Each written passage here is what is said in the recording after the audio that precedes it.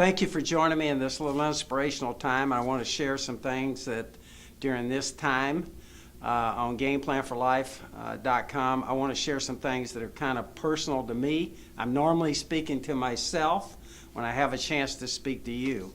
For all of you that have kind of read Game Plan for Life, you know on the 9th chapter in here it talks about a financial disaster I went through. And I won't detail that. You can read the book or find it in the book if you want, chapter 9. But basically, it was a huge financial mess.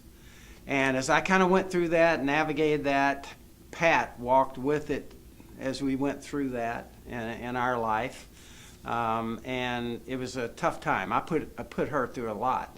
And at the end of that traumatic time for us, when we walked our way all the way through that and came out the other side, 4.5 years later, we saw a miraculous way that God worked in that situation.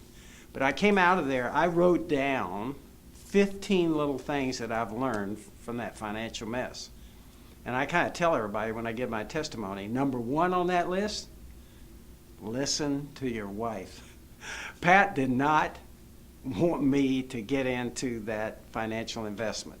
Now, I found a way to kind of get her to halfway agree, and I worked it around, and eventually kind of jumped off into that financial investment. It was a huge mess.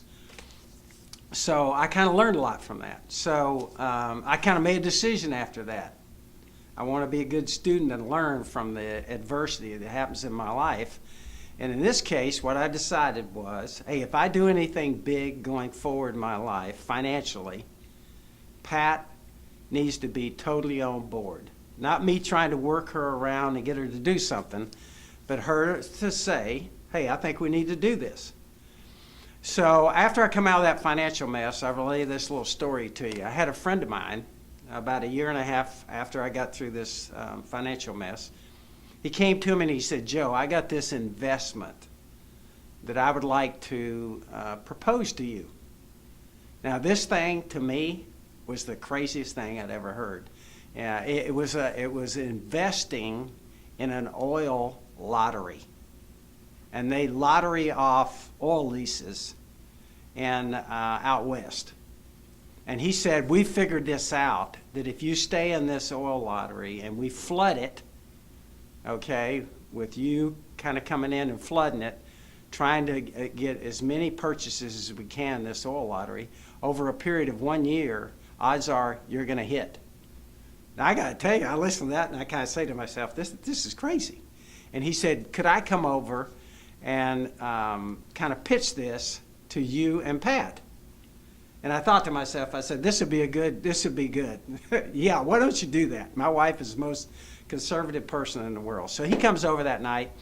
Man, he's up there on the board, and he's writing right-handed, left-handed. He's got all this stuff going. He said, if we stay in this for a certain amount of time, we're going to hit this oil lottery. And so the whole time he's going through that, I'm thinking to myself, this guy doesn't realize he has zero chance. Pat is the most conservative person in the world. So she's sitting there listening. He finishes this pitch after about 45 minutes, and she turned around to me and she goes, I think we need to do this. And I went, you got to be kidding me. This is crazy. Okay, but I said, hey, I'd made an agreement. Okay, if Pat wants to do it, and I think, hey, I'm with her. Okay, so the bottom line is, crazy thing, we get in this investment and trying to flood this oil lottery. And can you imagine, 3 months later, it hits. And we wind up with a huge financial gain. Now, I just share that with you today as I was kind of studying in my study in the 32nd chapter of Isaiah. J. Vernon McGee makes a point. He says women are really more sensitive, okay, to situations. They can sense danger better than men can. Now, I can tell you that's the truth in my life.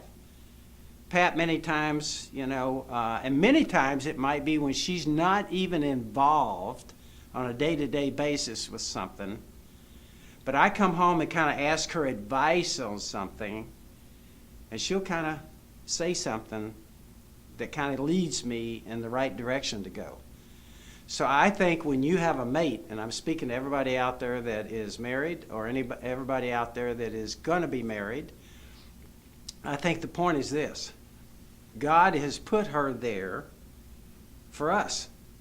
I think women are more sensitive, and I think they're more alert to danger, and I think they do a better job of evaluating people than, certainly in our case, than I do.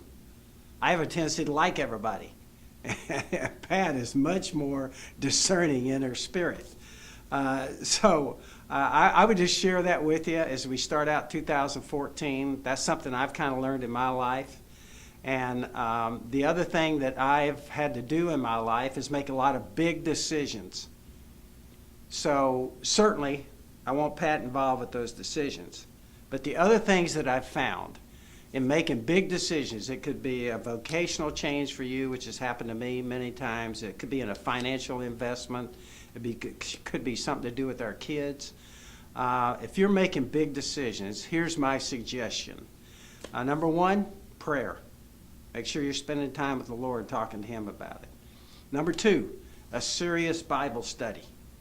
Making sure as we study God's Word, it's amazing how many times where I've been in a financial mess or I may be considering something, and God can speak to you through His Word. And many times I could be studying someplace, even in the Old Testament or New Testament, I'm saying to myself, what's the Old Testament got to say about a financial mess? And there it would be a study that morning on this is what you need to do today in walking through that problem. So it's prayer, it's Bible study. And the other thing I recommend to everyone is trying to cultivate at least 3 godly people that have just your interest at heart. In other words, they're not going to make anything off of it. They have nothing other than they just care for you. And they're walking next to the Lord. That could be your pastor. That could be a relative.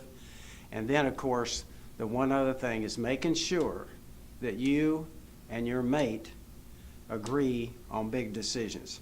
And I can honestly say to you, everybody out there, when Pat and I have agreed on a big decision, when we agree, we have never made a mistake.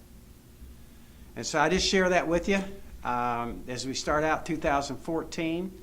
It's my hope that as we go forward, you're going to make great decisions in all those big decisions you're going to make.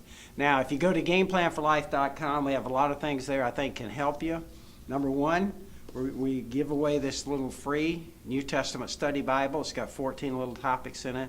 I think you'll really enjoy it. Contact us, gameplanforlife.com. We'll send it to you. Obviously, the book is still obviously available. You can go to gameplanforlife.com and see all the different places you can purchase the book. It has those 11 topics in it, and that's the basis for everything we're doing in Game Plan for Life. We also can send you some of these little tracts. I found that it's easier to give away a tract that represents someone else than it is to give it away from me. I normally use it when somebody asks me to sign an autograph. I'll sign this tract. So we'll send you some little free tracts. The other things that we have that are available is we have a Game Plan for Life Bible. That if you go to our website, you can find out where to get that. We have our devotionals. And then we have also our Game Plan for Life group study, small group study. So all those things are available. I hope you'll go to gameplanforlife.com and we can help you with some of those. Let's get ready for a great 2014.